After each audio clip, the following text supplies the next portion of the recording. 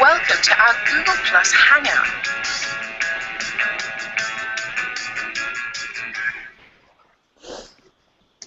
Hi, everyone. Welcome. Thank you so much for joining us today for our Google Plus Hangout. My name is Marianne Potts, and I'm the editorial director of National Geographic Adventure. And joining me today are 5 incredible adventurers. They are some of our National Geographic 2015 Adventures of the Year. So I'm going to start on the end. We've got Lewis Pugh, the extreme swimmer and environmentalist, joining us from Cape Town. Hi, Lewis. Hi. Hi. Next we have rock climber Tommy Caldwell, fresh off the first free ascent of the Dawn Wall in Yosemite. How's it going, Tommy? Great. Yeah, hello everyone. And Tommy is actually in New York, as am I at the moment. Next we have blind adventurer Eric Weinmayer joining us from the Colorado Rockies. Hey everyone. Hey, and all the way from Kathmandu, we have activist and mountaineer Wasfia Nazarene.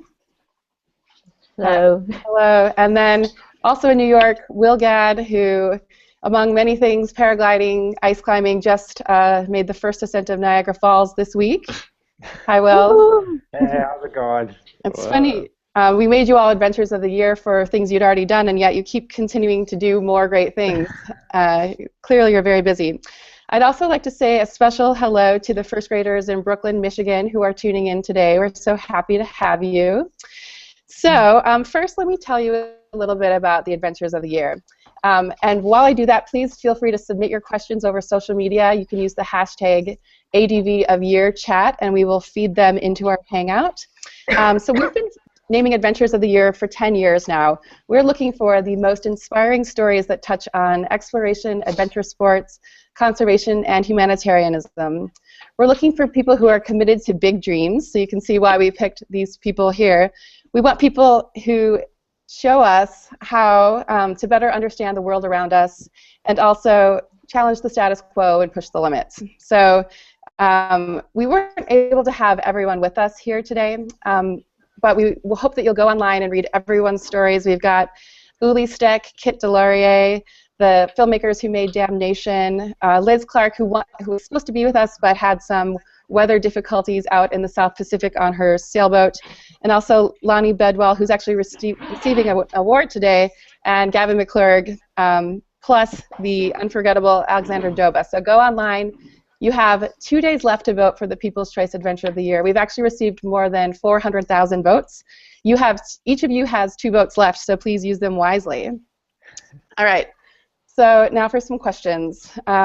We actually have a combined question that comes from Jennifer Schooley, posted on Facebook, and Brian McGinnis on Google Plus asked a similar question. So we've got, what inspires you all to do the things that you do and follow this path in life, and how has it changed you? So Wasfia, I thought we'd start with you. What has inspired you to pick this path in life? I don't think I picked it. I think as far as I can remember, just like growing up in Bangladesh, you know, the intense dynamics where you have to just balance your life with in between so many extremes. I think life was, you know, I'm very gifted to have had that background where life just pushes you to, you know, adventure. And so to me, right now, the campaign that I'm running, it's what inspires me are the resiliency of the people of our nation, you know, and the women who's been struggling for the last 40 years, and that inspires me to keep going. Climbing is, I think, a very nice parallel story to that. Oh, great. Lewis, what about you? What has inspired you to use the oceans as your vehicle to talk about the climate and the environment? Yeah, I mean, I absolutely I love the oceans. I love being in the oceans. Ever since I was a young boy, I've been in and around the oceans. I was very fortunate to have 2 parents who loved history and would write history books, and they would tell me all about the great explorers, people like Amundsen and Nansen, Shackleton, Scott, and then the great mountaineers, Edmund Hillary and Sherpa Tenzing. So ever since I was a little boy, I dreamt that one day when I left school, I would go to the mountainous regions, I'd go to the polar regions, I'd go into the oceans.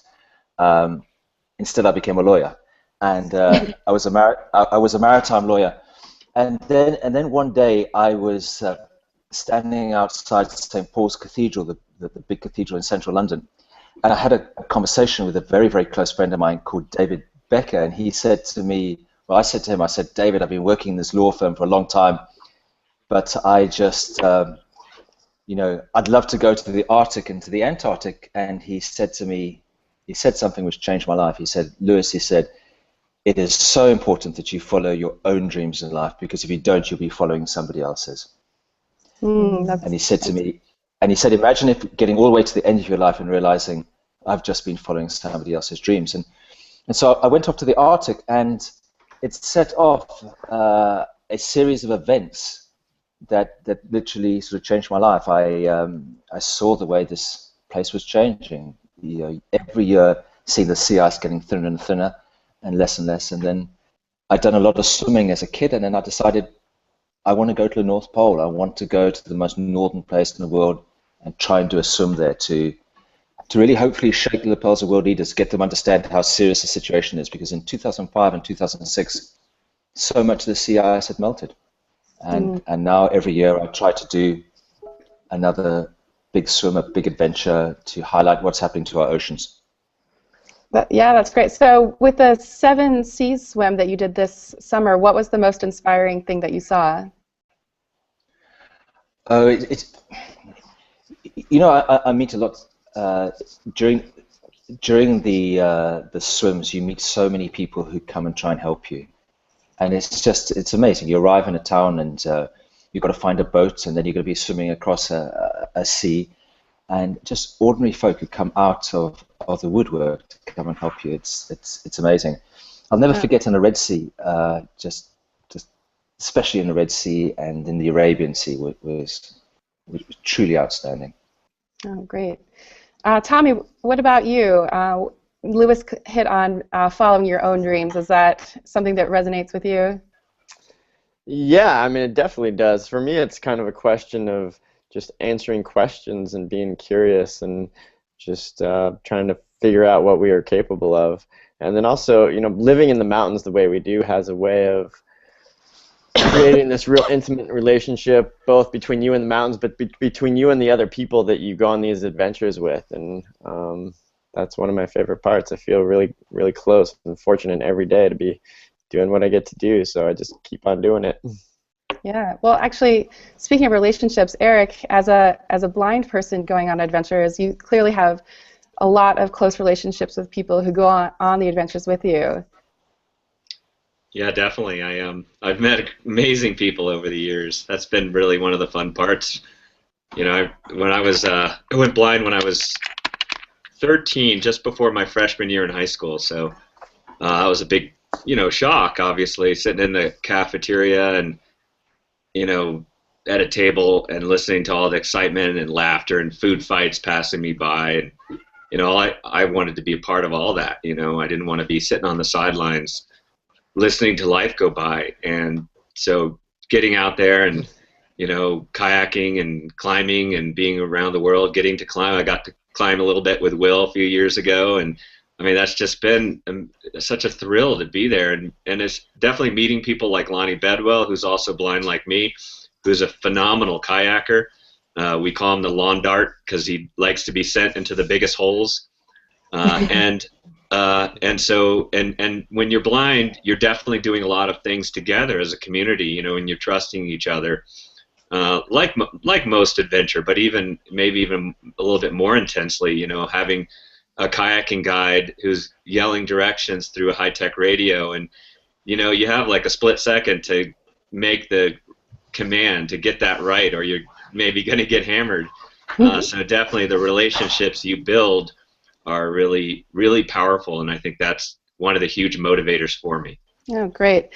So we have a question from Julian from California, who posted on our blog. He wants to know how you got started and if you needed to have a college degree to get into adventure. And I'd add to that, how did you not give up along the way? And maybe we'll start with you, Will.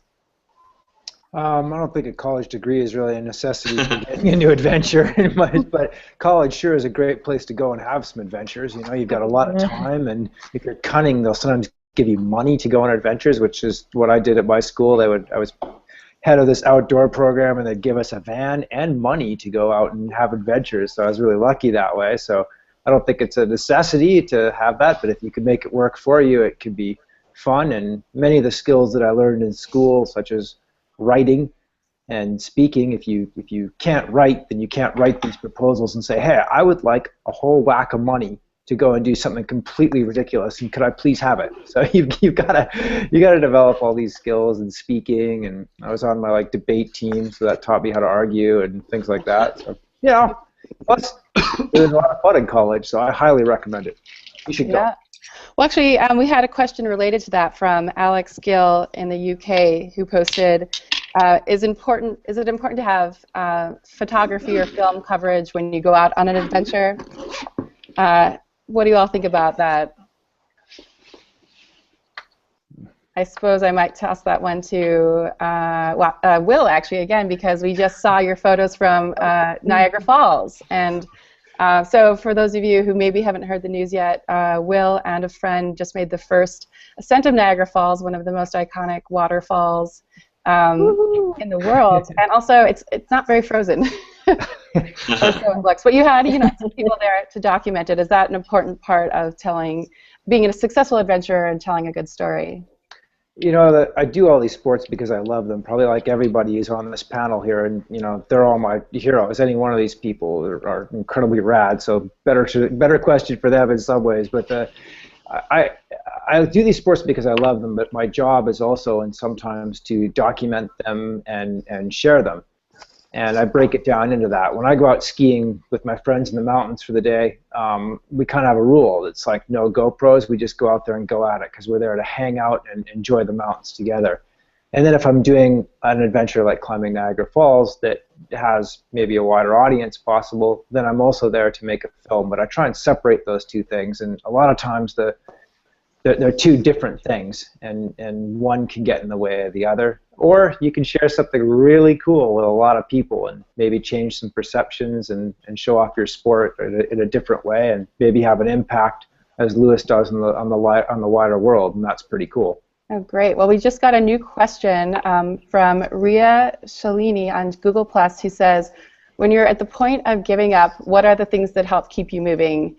Well, I think you all have probably something to comment about regarding that. Wasia, you want to give it a go? Well, I think meditation really works, and visualization, and I just keep telling myself that, just to keep the focus. But my focus is always on safety first, and, to be able to have that clarity during, such extreme conditions is, I think, really important to sort of keep you straight on your motivation of the whole journey itself. So I reflect on that, and what am I really doing it for? And if it's... Oh, sorry, go ahead. Sorry. All right, well, so the next, Tommy, would you care to comment on not giving up when you're at the brink? Yeah, I mean, I think that these sports that we're involved in are so inspiring that's enough of a driver in itself. And some of us have this. I think a lot of us have this need to kind of battle that's built into the genetics of who we are. And so, for me, those moments when it gets really tough are kind of the moments when I feel the most alive. And I think that helps. Yeah. And yeah, there's definitely times when you feel like giving up, but that's just part of what tells you that you're having a worthy adventure. What about you, Lewis? We've seen that you've gone swimming in some of the wildest places, the coldest, the highest places with trash. What has kept you from giving up in moments of doubt? Can I give you a South African analogy? There's a word in Afrikaans, and the word is vasbyt, which literally means bite hard.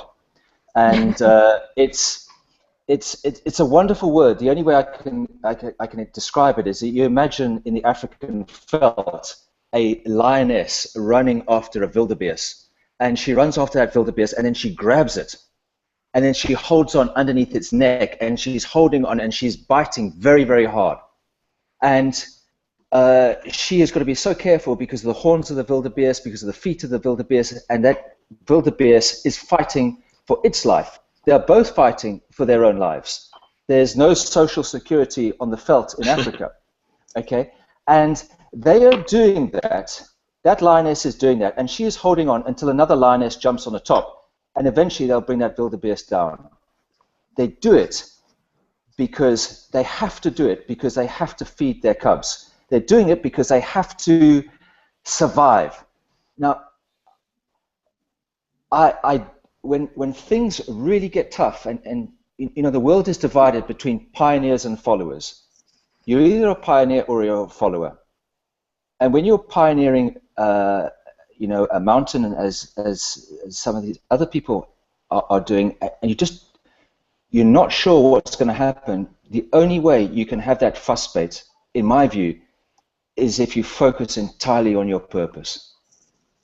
And for me, when things get very, very tough, and I'm extraordinarily cold, and I don't know whether at the end of the day I'll be alive or dead, I have to focus on that deep inner purpose. And for me, it's about highlighting what's happening in the oceans, because I've seen them change, and I don't want it to continue.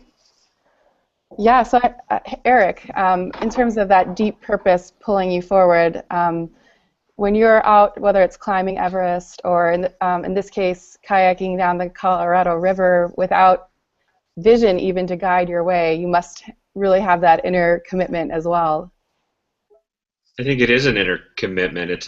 For me, I think about it like just a commitment of what kind of life I want to live, and I think of it like sort of I call it a no barriers life. You know, just that's the kind of life I want to be a part of, and I want to be a part of great teams and do big things and elevate others along the way. And you know, I definitely experience a lot of fear and doubt along the way. I'm definitely, you know, not like a blind Evel Knievel getting shot out of a, you know, cannon across the Grand Canyon or something. You know, I definitely am plagued with fear and doubts, and, you know, like thinking, you know, you're this blind guy. What makes you think that you're going to be able to climb Mount Everest? And so you definitely have those moments. But I think when you look at the big equation of the journey that you are going to go through, if you understand how the mind works, the mind is going to have those overwhelming moments, those moments where you're consumed by,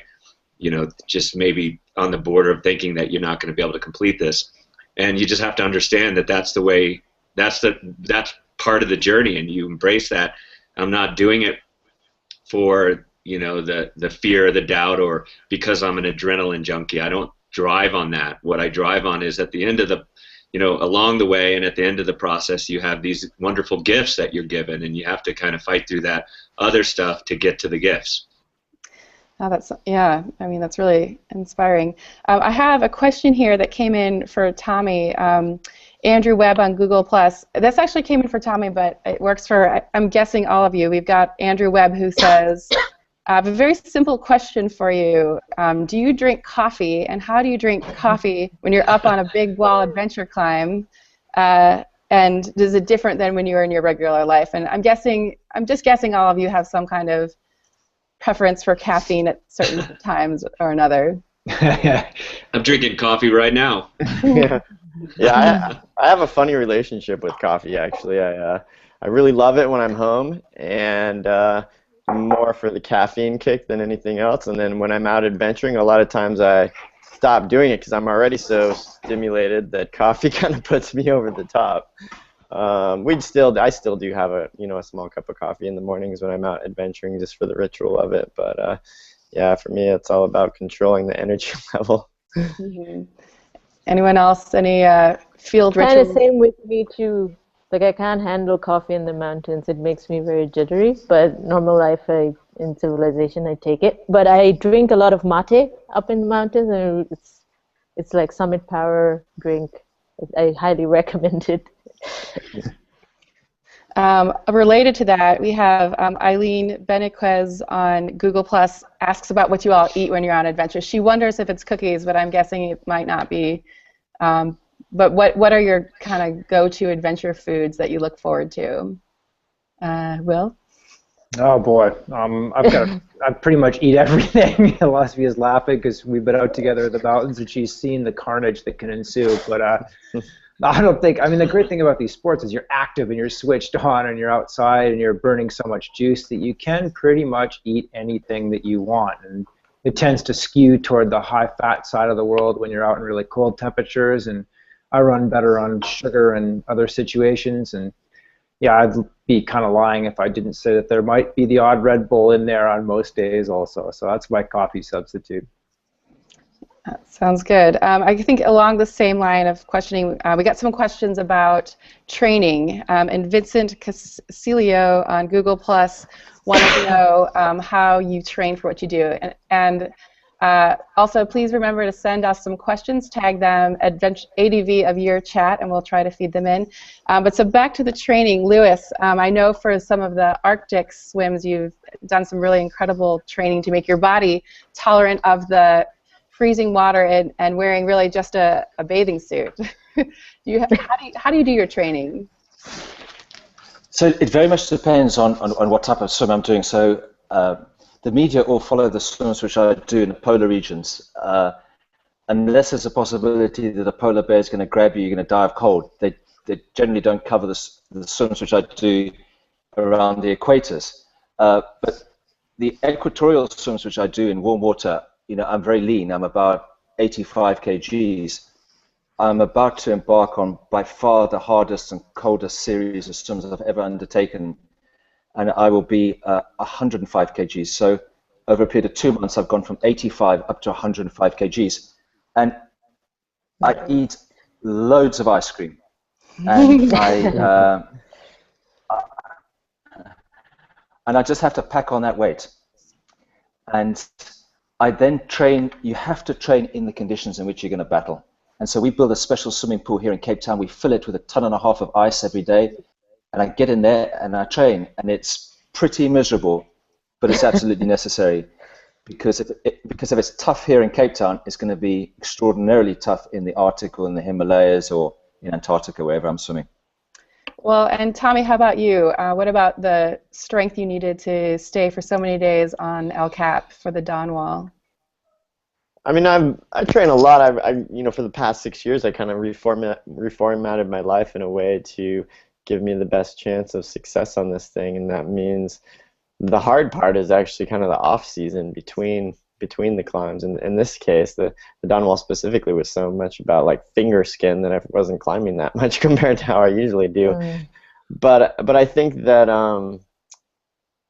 when you're really inspired, the training just happens. Like you just figure out what needs to be done to gain success on what you do. So it's really like finding your calling, and that kind of makes everything else fall into place. Yeah, and Eric, what about for you? You have such a unique situation in that you do a variety of adventures, but each one requires a different sort of strategy for how you're going to pull them off.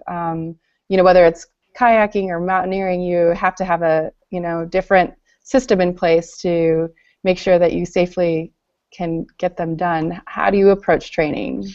Yeah, when I'm training even the mountains is so different, because there's rock climbing and ice climbing and alpine climbing, so you train in different ways, but you're definitely trying to keep base fitness and endurance. So, unfortunately, it's for me boring things like endless hours on the step mill, in my house. And I do a little bit of weightlifting just to keep from getting injured, and I go to the rock gym a lot, and I go get outside rock climbing a lot, and in the winter get out ice climbing quite a bit. And for kayaking, it was very different because I had needed to get on rivers, and I live in Colorado, so I had to create a plan to basically be around the world kayaking, so I could be kayaking every month of the year. And so I'd be in Mexico a lot kayaking, and just really building the endurance on rivers. For me, what's funny about kayaking was physically I could do it, but mentally I would get really fatigued because I'm listening to commands and sometimes just getting hammered and swimming through rapids, and so within a couple hours I would be just mentally exhausted, just done. My brain had switched off, and so I had to actually build my mental capacity, which was actually harder than the physical side. Oh, wow. Well, in Wasfia, you live in Bangladesh, but you're in Kathmandu specifically for training. What are you training for? Well, for my next expedition, but I think just coming from Bangladesh, where it's almost at sea level or below sea level, I think for us, mountain people, it's very necessary. And I kind of agree with what Tommy and Eric said, that for me, I feel like I divide it in three ways. One is the physical aspect of it. Second, like cardio and stuff that I do even when I'm in Bangladesh.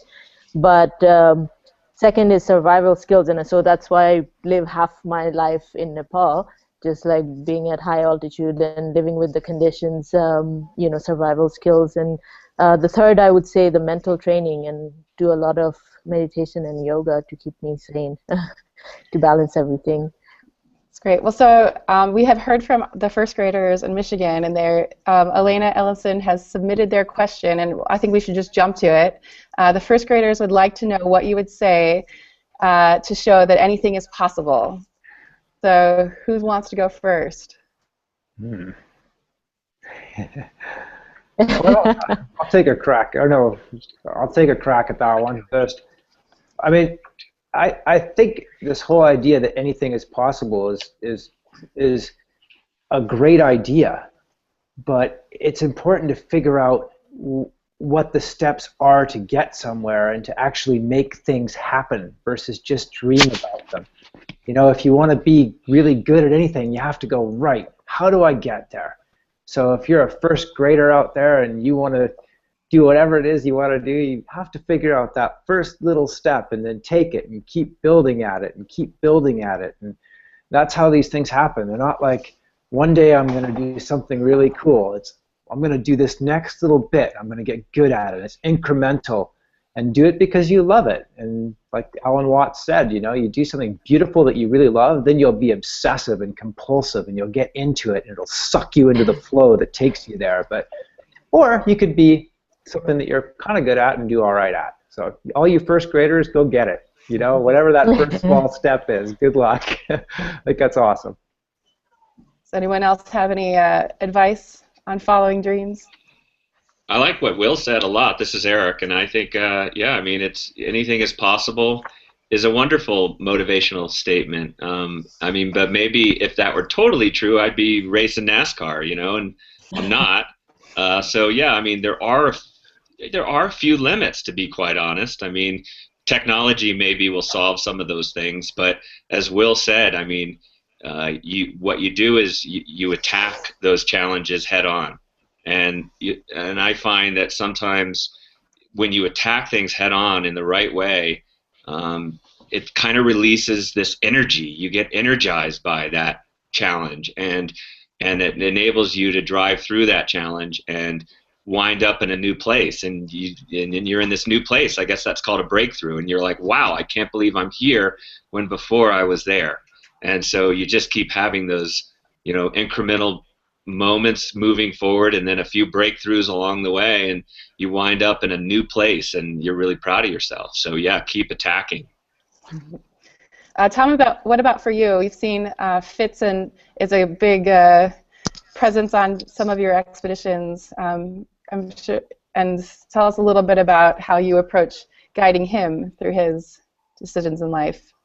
For guiding Fitz, I just try and live by example. It's funny, once I had a small child, I started to think a lot more about what was important to me, and it made me go after life with kind of a renewed vigor, I would say, because I just want to set a good example. And I started to dream even bigger because I want him to dream big. And I think, the answer to that question specifically is, for me, it was a little bit about not letting other people not impose their perceived limits on myself. Trying to be an independent thinker and just be really curious. That's great. So we got a new question from Montgomery Graham on Google+, who asks all of you if you plan to have your 2015 plans top what you did in 2014, and that's referring to either sports goals or personal goals. I guess that could go for any one of you.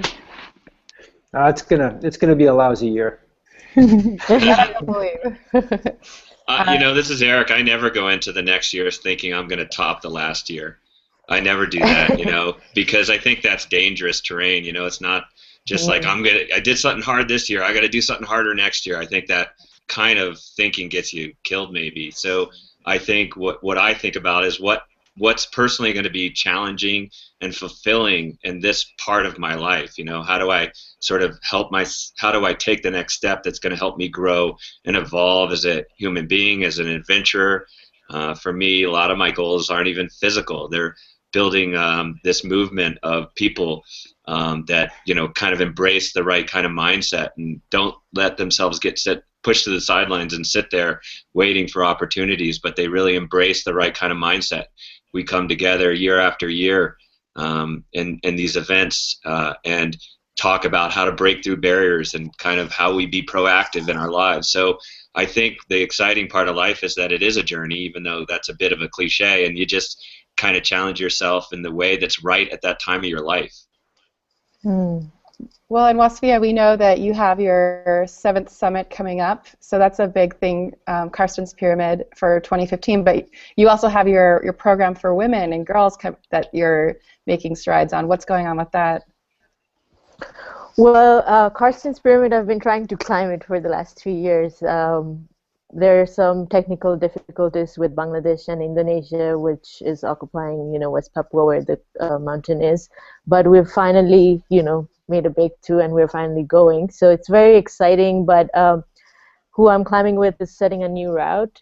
So we're gonna try to, you know, it's a big expedition from 2 sides of the mountain, and so it's very dangerous. So obviously there's a lot of excitement, but in the middle of that, so because all of this was delaying, we had to sort of postpone the foundation, and so it's starting in February with 50 students, which is kind of so I'm going home tomorrow to sort of, and next week is like a big, you know, the foundation's work is starting. So I'm really excited, but there's also another expedition coming up right after Karsten, so there's a lot of back-to-back events. And just to add up to what was said about 2015, I think, you know, for a lot of us adventurers, I think most of life is unplanned. Like, there are so many spontaneous things happening. Like, I can't even think so far ahead that, oh my God, next year by the end of 2015, I'm going to be like, blah, blah, blah.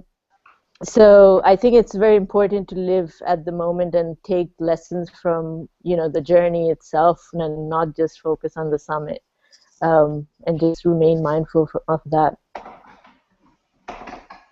Sounds great. Well, so one thing we'd love is if to know if any of you adventurers have questions for each other about the things that you do. Not to put you on the spot, but I'm sure there's a lot of shared experiences out there. Oh boy. There's so many. Yeah. Well, so I think, you know, Louis, we know that on Monday you're making a big announcement. We'll stay tuned, but do you want to give us a little bit of dramatic foreshadowing? Yeah, I mean, I certainly think that 2015 will be my biggest year. I've been training for this expedition now for 4 years. And if we get it right, it'll be something special. Campaigning for the protection of a part of the world which is simply unbelievable. I mean, it really is the polar Garden of Eden, largely untouched. I mean, almost all of the world has been touched and harmed by man, but this place stands out for being very, very special. And we've been trying to get a marine protected area, so akin to a national park. Been trying to get that there now for 4 years. Each year we failed, and on Monday I announced that I'm going to do a series of 5 swims there, and then afterwards go around a number of capital cities to meet the heads of state to try and change their mind on the issue. So it's very exciting. That is exciting, and such a great marriage of adventure and conservation in a way that has impact. So, Tommy, you know, we all watched as you were doing the Dawnwall ascent, and probably, well, I don't know, but are you thinking about what's next, or are you taking a break and hanging out with the family? I mean, I'm definitely taking a break. That was quite exhausting, that whole process of the last many years. But I mean, I think about what's next, but I let that sort of well up inside of me. It's like the sort of thing where I'm not going to put a lot of effort into something until it's like the kind of thing that I'm waking up in the early in the morning with utter excitement. I'm staying up late at night because I can't stop thinking about it. The process has to really grow organically. It kind of has to just hit me.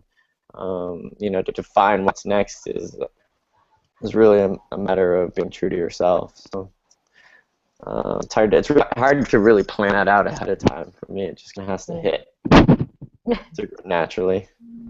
Well, I think we have one last question, and it's actually from me. So you all use social media in different ways to help tell your story, and as recently as 5 years ago or whatever it was, that wasn't possible. How have you seen that social media is both a helpful thing in what you're doing and enacting change, but also like is there a downside to using it? I'll answer that one. I have an interesting relationship with that because 6 years ago, my partner Kevin started doing Twitter updates from on the side of El Capitan, and at first I was like, "This is weird. Like, we shouldn't have technology in the mountains. This is gonna take us out of our zone, and we're not gonna be able to experience these things fully if we're bringing in the whole world into that experience for time." But I actually started to change my view on that because I would come off of these adventures, and people would come up to me every day like, "Oh man, I work this office job, and those updates were the bright shining light in my day. Like, I enjoyed that so much, and it showed me the opportunity to share and really inspire and made me realize that these things we do are so much bigger than ourselves, and that's just the opportunity that you can't pass up. If you can change a little bit of the world with what you're doing, you kind of got to take advantage of that, and that's more important than the personal experience to me. But you still have to have those times where you go out there, and I dropped my phone on the dawn wall and have it for a week, and I was pretty happy about that in the end. Yeah. What about some of the rest of you? Yeah, Marianne, maybe I use social media, and I think it's important. I mean, it's kind of fun to be able to send back from remote places in the world cool stories and things like that. But I want to comment on something that I keep hearing from these adventurers that I think is so cool, and especially for the first graders listening. I noticed like such a cool thing about like this sort of folks talking about purpose and adventure, living life with purpose, and I think that's so wonderful, and it connects with me so heavily because when I was a kid going blind, there was a guy named Terry Fox. He was a Canadian. Yeah, he ran across Canada. He lost a leg to cancer, and he ran across Canada. And instead of just shrinking in the face of that challenge, he rose up and he ran 1,000 miles. He didn't finish his run. I think cancer came back and killed him. But his legacy raised, I think now $1 billion, close to $1 billion for cancer research. His name is still talked about. He's still a hero of so many people, and I just think that's such an important message for especially the young kids that are listening here. Like that sense of purpose. It's not. It's about these adventures that are pushing envelopes and definitely sending messages out and making the world a little bit of a better place. I think that's such an awesome message. Definitely. Yeah, well, that's a real good end note. Is there anything else on the social media front that anyone wants to chime in? Can I add in there, Marianne? It's interesting because I was asked by a journalist yesterday, is it easier now to raise sponsorship than perhaps it was, let's say, 100 years ago when people were trying to walk the South Pole or the North Pole? And I said to the journalist, well, 100 years ago when Captain Scott and Amundsen left, they'd have had a lot of media attention. They then got on their ships, they'd have sailed down to the Antarctic, and then they'd have started their walk. And only when they finished would they then be in front of the world's media. These days, it's very, very different. So I undertook this series of 7 swims, and people expect there to be live tweeting and blogging throughout. So I'd do a swim. At the end of the swim, we'd now be doing blogging, we'll be doing interviews, we'll be doing live interviews, blogging, tweeting, okay? And it carries on for hour after hour after hour. And it's extraordinarily tough on the modern guys now. It's something which the original explorers never ever experienced. The flip side of it, though, is that it gives you exposure to such a wider audiences that the old explorers never got. And so in order to be able to raise sponsorship and stuff like that, I found Twitter absolutely invaluable. All the money which I've been able to raise for this next expedition, which is a very, very expensive expedition, pretty much all of it came as a result of contacts which I had made on Twitter. Yeah, wow. Well, I know I follow all of you and what you do on Facebook and social media. I feel like it certainly, to Tommy's point, helps you connect with people in New York and all over the world in a great way. Well, I think that will probably do it for our Google Hangout. I want to remind you all of you who joined us today to go online and vote for the People's Choice Adventure of the Year. They're all Adventures of the Year, but we do have one People's Choice, and thank you so much for joining us today. Thank you all, the adventurers, for making the time in your diverse locations to join us, and thanks. Have a great weekend. Thank you, you too. Thank you, Mary. Thank you. It's good to meet you all. Good to be on a panel with you guys. Thank you. Awesome.